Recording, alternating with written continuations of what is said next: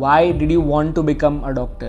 Why do you want to become a successful doctor? जितनी नई जगहें देखेंगे इन 2-3 दिनों में, उतना आपका माइंड ज़्यादा फ्रेश होगा और उतना ही स्ट्रॉन्ग आपको बूस्ट मिलेगा अपनी आगे की पढ़ाई के लिए। Human beings are creatures of creativeness. हम एक ही चीज़ को बार बार करना नहीं जानते, हमें कोई ना कोई नई चीज़ चाहिए ही चाहिए। छोटी छोटी चीज़ें अगर आप चेंज करें, छोटी चीज़ों में उन चीज़ों को इंकलकेट कीजिए जो आपको नेचुरली खुशी देती हैं, तो बस आपका रूटीन सुधर जाएगा। Greetings, I am Kavya Samani, a second year student of MBBS at AIIMS Jodhpur. और आज मैं आपके लिए वो वीडियो लेके आया हूँ जिससे मोस्ट ऑफ एस्पिरेंट्स अभी सफ़र कर रहे होंगे। You are getting bored of studying each and every day the very same thing for the past 2 years। आपने ये 2 साल में जितनी भी पढ़ाई करी है वो सारी आप अभी फिर से करने जा रहे हैं और आप शायद डरे हुए हैं और थोड़े से बोर्ड भी हो चुके हैं।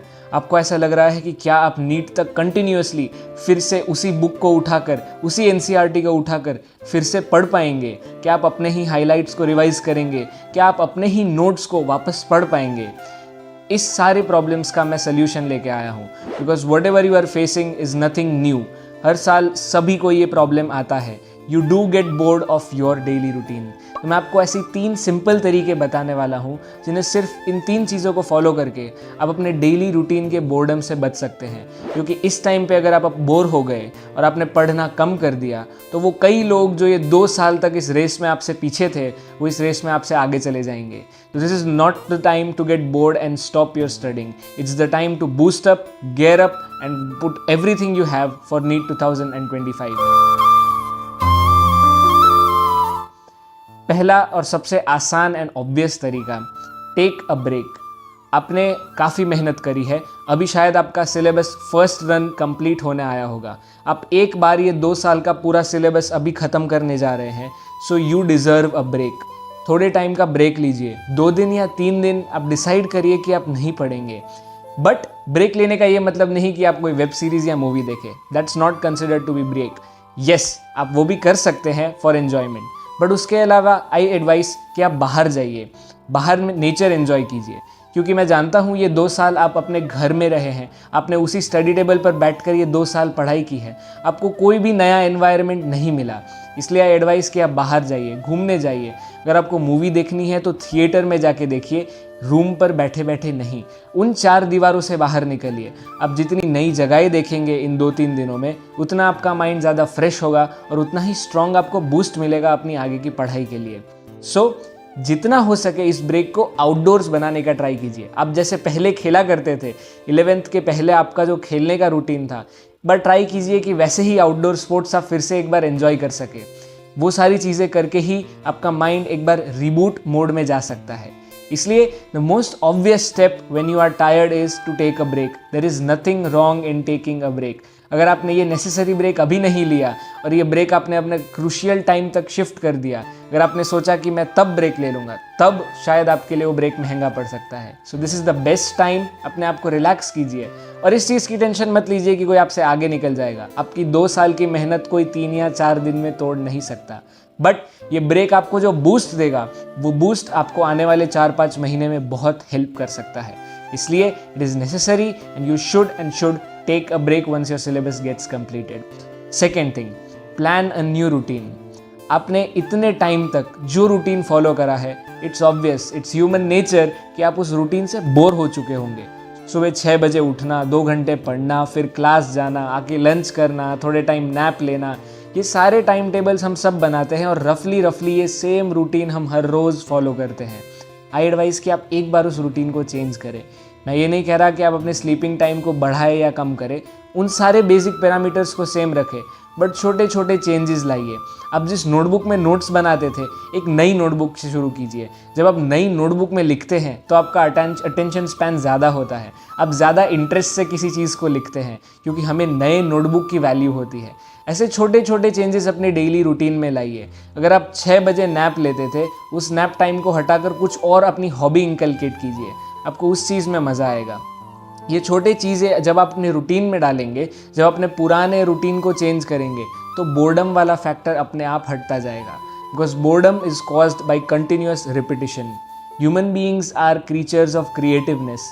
हम एक ही चीज़ को बार बार करना नहीं जानते, हमें कोई ना कोई नई चीज़ चाहिए ही चाहिए। इसलिए अपने रूटीन में कुछ नया इनकलकेट कीजिए। ये 4 या 5 महीने फोकस कीजिए कि आप ऐसी कोई चीज़ करें जो आपको पूरे दिन की एनर्जी दे सके। अपनी ऐसी कोई हॉबी आप अपने डेली रूटीन में डालिए।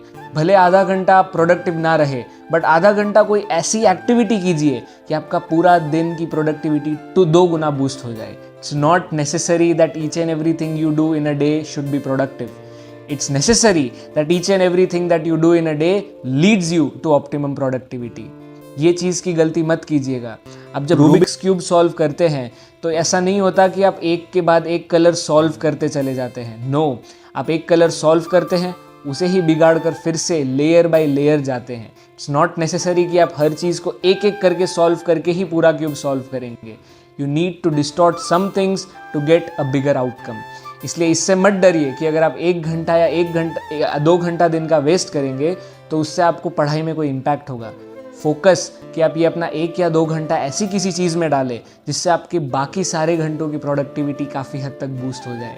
क्योंकि ये 4 से 5 महीना जितना पढ़ना ज़रूरी है, जितना रिवाइज करना ज़रूरी है, उतना ही ज़रूरी है कि आप अपनी मेंटल सैनिटी को बनाए रखें। क्योंकि इस टाइम पे अगर आप डिप्रेस्ड हो गए, इस टाइम पे अगर आप एंक्शियस हो जाते हैं, इस टाइम पे आप अगर ज़्यादा सोचने लगते हैं, आप ओवर थिंकिंग करने लगते हैं, तो that will be the worst thing that can happen. But इससे डरने की कोई ज़रूरत नहीं है।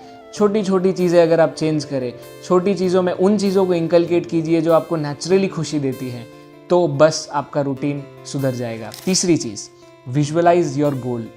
हम अभी तक अपने मेथड्स को देखते आए हैं। हम रोज़ देखते हैं कि हम इतने घंटे पढ़ते हैं, हम रोज़ देखते हैं कि मैं NCERT खोलता हूँ, हम रोज़ देखते हैं मैं हाईलाइट करता हूँ, मैं पढ़ता हूँ, मैं टेस्ट देता हूँ, मुझे इतने नंबर आते हैं। We always visualize our methods, and visualizing your methods continuously can distract you from your goal. आप भूल जाते हैं कभी कभी कि आप ये सब किसके लिए कर रहे हैं। आपको जिस सेकंड वो मोमेंट याद आएगा कि आपने क्यों ये सब शुरू करा था, आपको जिस सेकंड वो आपके मोमेंट याद आया कि आपने जब बायोलॉजी ऑप्ट की थी, जब आप डॉक्टर बनना चाहते थे, अब जब अपने गोल को विजुअलाइज करेंगे तो आपका ये सारा मेथड वर्थ इट हो जाएगा। हम शायद मेथड से इसलिए बोर हो जाते हैं क्योंकि हम उन मेथड्स का पर्पस भूल जाते हैं। जैसे ही आप अपने मेथड्स का पर्पस याद करेंगे, आपकी मेथड्स अपने आप इंटरेस्टिंग बन जाएंगी। इसलिए विजुअलाइज योर गोल। अब ये कैसे करें? आप जब सुबह उठते हैं, काफ़ी एस्पिरेंट्स को हैबिट होगी कि वो मेडिटेट करते हैं। अगर आप नहीं करते देन इट्स फाइन, तो आप ये मेथड यूज़ कर सकते हैं। सुबह सिर्फ 15 मिनट उठने के बाद अपनी आंखें बंद कीजिए और सोचिए कि जब आपकी नीट ख़त्म हो जाएगी, जब आप कोई मेडिकल कॉलेज में एडमिशन ले लोगे, तब आपकी क्या लाइफस्टाइल होगी। You will be a medical student. जब आपकी मेडिकल की पढ़ाई ख़त्म हो जाएगी, you will be a doctor. अपने नाम के आगे डॉक्टर जोड़ के उसमें गर्व महसूस कीजिए। आप लोगों की जान बचाने जा रहे हैं। All the effort will be worth it. इसलिए सिर्फ दिन का 15 मिनट अपने गोल को विजुअलाइज कीजिए। आप ये सारी मेहनत किसके लिए कर रहे हैं, ये आप पाथ पे जो चल रहे हैं, वो पाथ की एंड डेस्टिनेशन क्या है, उस डेस्टिनेशन को विजुअलाइज कीजिए और आपका पाथ अपने आप इजी हो जाएगा। बस ये 3 चीज़ों को फॉलो कीजिए। अपने रूटीन को चेंज कीजिए, एक नेसेसरी ब्रेक लीजिए और रूटीन में साथ साथ एक और चीज़ इनकलकेट कीजिए, विजुअलाइजिंग योर गोल। जब ये तीनों चीज़ें आप करेंगे तो आप अपने डेली बोर्डम से हट जाएंगे और आप 2 या 3 दिन, मैक्स टू मैक्स 1 वीक के बाद आप जो फिर से अपनी रिवीजन शुरू करेंगे, अपनी फिर से नए रूप में पढ़ाई चालू करेंगे, ये पढ़ाई की एफिशिएंसी 2 टाइम्स द नॉर्मल होगी। I can assure you that. और आपके पास अभी जितना टाइम बचा है, अगर आप अपनी 2 टाइम्स एफिशिएंसी पे इन महीनों में पढ़ाई करें तो you can achieve any score that you want. बस ये बेसिक चीज़ों का ध्यान रखें और ये सारी चीज़ों से दूर रहें। Be it anxiousness, be it over thinking, be it thinking about आपका नीट होगा या नहीं, क्या मुझे ड्रॉप लेना पड़ेगा, क्या मेरा ये ड्रॉप ईयर है तो मैं फिर से अचीव कर पाऊँगा या फिर नहीं। ये सारी चीज़ों के बारे में सोचना छोड़ दीजिए। Focus on your goal. Do not focus on whether you will pass और फेल। फोकस कि आप कहाँ जाना चाहते हैं।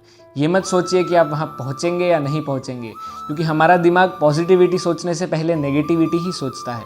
इसलिए ट्राई टू फोकस ऑन आपने ये चीज़ शुरू क्यों की थी। Why did you want to become a doctor, why do you want to become a successful doctor. सारी चीज़ों पे फोकस कीजिए। अपना फोकस डाइवर्ट करेंगे, आप अपना काम अपने आप ईजी कर लेते हैं। All the very best.